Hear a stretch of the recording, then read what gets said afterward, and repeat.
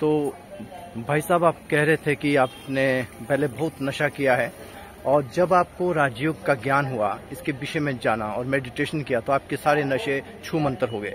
अब मुझे बताइए, यहाँ इस संस्था में ऐसा माना जाता है कि यहाँ जो नॉलेज दिया जा रहा है वो किसी इंसान, किसी व्यक्ति का नहीं, बल्कि खुद भगवान, गॉड, अल्लाह, जिसको कई नामों से जाना जाता है, वो स्वयं आकर ज्ञान देते हैं। तो मेरा आपसे जातीय क्वेश्चन है कि आप कितना विश्वास करते हैं कि यहाँ नॉलेज भगवान देते हैं? ऐसे है कि हम जब देखा जाए कि हम जैसे हम वेद शास्त्रों में देखा गया है, वहाँ पे एक ही बात लिखे गए हैं, लेकिन जहाँ पे हमें भगवान हमें रोज 4 पेज की मुरली सुनाते हैं, उससे हमें ये प्राप्ति होती है कि हर दिन नया पॉइंट वो हमें जो सुनने के लिए मिलता है, और यही पॉइंट हमें आगे बढ़ने की प्रेरणा देता है, जिससे हम भगवान की याद में, जैसे बाबा कहते हैं बच्चे आपको कोई भी कर्म करना है मेरी याद में करो, और हमसे कोई भी ऐसी मिस्टेक हो जाती है तो दूसरे दिन उसी मुरली में हमें वो सावधानी मिलती है कि बच्चे आपको ऐसे नहीं ऐसे करो। मैं कि बाबा हमें ये मुरली जो सुनाते हैं ये हमें प्रेरणादायक मुरली है, तो वेद शास्त्रों के द्वारा ऐसा हमें कोई भी चीज की प्राप्ति नहीं है। तो इस तरह से आपको विश्वास है कि यहाँ भगवान ही आकर के अन्न देता है। और ब्रह्मा कुमारी जो दुनिया की सबसे बड़ी ऑर्गेनाइजेशन है, जिसका संचालन महिलाओं के द्वारा किया जाता है।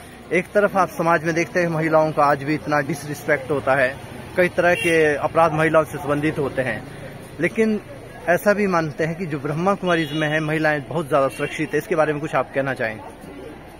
ब्रह्मा कुमारी में ऐसा माना जाता है कि जहाँ पे बहनें जो होती हैं वो एकदम देवी के समान हमको मकी लगती हैं, जैसे वो हमारे सेंटर की बहनें हो, चाहे कहीं पर भी बहनें हो, तो क्योंकि वो परमात्मा की एक हम संतान है, भगवान के हम बच्चे हैं, उन्होंने हमें अपनाया है। अगर हम भगवान के बच्चे हैं तो एक संतान ही, एक बाप के बच्चे हो गए, और वो बाप हमें जो रूहानी कि मनुष्य देवता बनने का जो हमें ज्ञान समझाते हैं, और इसी से ही हमें ये प्रेरणा मिलती है कि हम सब जो भाई बहनें हैं वो बाबा हमें क्या से क्या बना रहे हैं, और वो बहनें जो हैं हम उनको देवी समान मानते हैं। भाई साहब, ये भी माना जाता है कि जो ब्रह्मा कुमारी में जाते हैं, कहते हैं लोग ये पति पत्नी को भाई बहन बना देते हैं, क्या ये सत्य है? इसका भी थोड़ा सा स्पष्ट करें।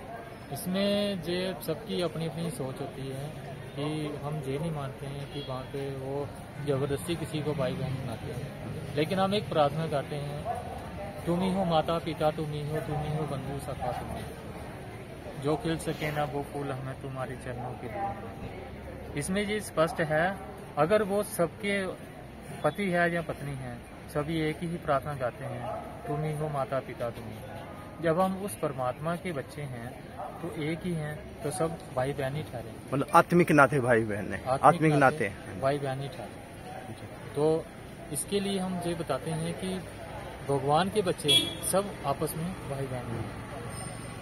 अच्छा, दूसरा यहाँ पे अन्न की परहेज है कि जो यहाँ जाता है वो अपने हाथ का बना खाता है, तो ये क्या सबके लिए स्ट्रिक्टली फॉलो करना पड़ता है कि क्या है? इसके बारे में थोड़ा सा बताएं। ये जो बताया जाता है कि पहले हम शुरू में जब हम गए थे तो हमें भी ऐसा नहीं कहा गया था कि आप बाहर का मत खाओ या कुछ भी है। जैसे हमने 7 डेज का कोर्स किया, उसमें उन्होंने सारा स्पष्ट करके बताया कि उसमें ये बताया गया कि जैसा आप अन्न खाओगे वैसा आपका मन होगा, जैसी आपका पानी पियोगे वैसी आपकी वाणी होगी। ऐसे ही हमने जब भगवान की याद में रह के वो अन्न का प्रयोग किया, जिससे हमारा मन शुद्ध हो, और इससे ये हमें भी अनुभव हुआ कि क्यों ना हम भगवान की याद में बनो हो भोजन खाएं। और हमारे जो सेंटरों पर जब हम जाते हैं तो वहाँ पर भी ब्रह्मा भोजन का एक महत्व दिया जाता है कि आपका जो ब्रह्मा भोजन है जो देवी देवताओं को प्राप्त नहीं हुआ, और आपको जो मिल रहा है वो ब्रह्मा भोजन है।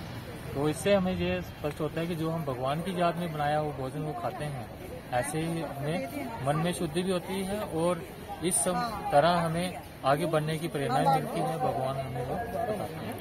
थैंक यू ब्रदर, बहुत बहुत धन्यवाद, आपने समय दिया और बहुत सारी जानकारियाँ शेयर की। Thank you. ओम शांति। ओम शांति।